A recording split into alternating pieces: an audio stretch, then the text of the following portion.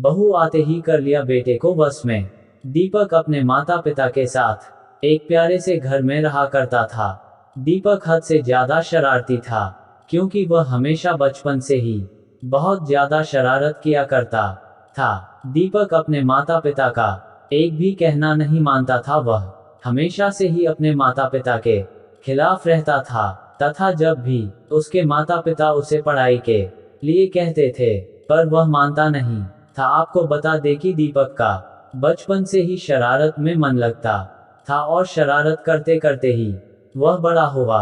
जब वह बड़ा हो गया तो उसके बाद भी वह सुधरने का नाम ही नहीं ले रहा था। इसलिए उसके माता पिता ने एक तरकीब सोची उसे सुधारने के लिए।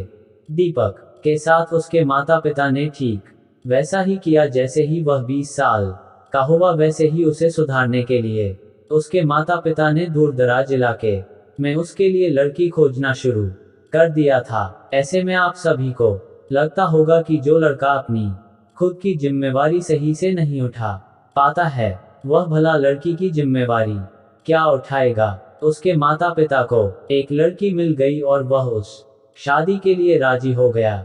लड़की का नाम पायल था। पायल अपने ससुराल आते ही अपने पति को समझाने बुझाने का काम चालू कर दिया। फिर उसके बाद उसको अपने पति के साथ रहने में बिल्कुल भी किसी प्रकार का डर नहीं लग रहा था।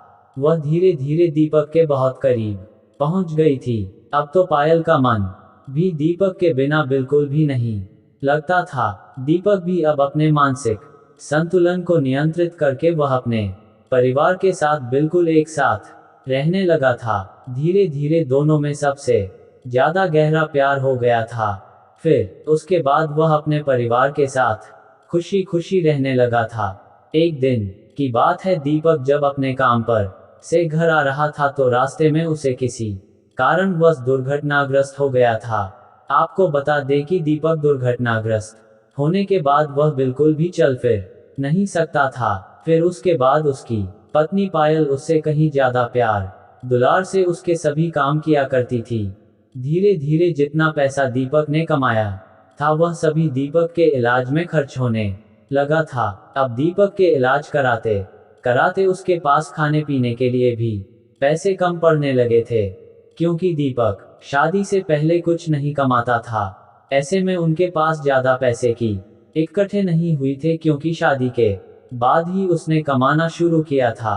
करीब 1 महीना बीत जाने के बाद दीपक के कमाए गए सभी पैसे लगभग खत्म हो गए थे, लेकिन उसके पास पहले से भी पैसे नहीं थे और उसका इलाज भी अभी तक पूरी तरह से नहीं हो पाया था। दीपक की पत्नी पायल को यह चिंता सताने लगी थी कि आगे की जिंदगी और आगे दीपक का इलाज किस प्रकार से कराएगी। दीपक की अभी तक दवाई चल रही थी और वह ठीक होने में और भी समय लेने वाला था।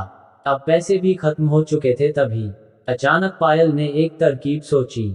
उसने सोची कि मेरे पास जो सोने चांदी के गहने हैं, उसे बाजार में जाकर बेच कर जितने भी पैसे होंगे वही रुपये से दीपक का इलाज करवाऊंगी।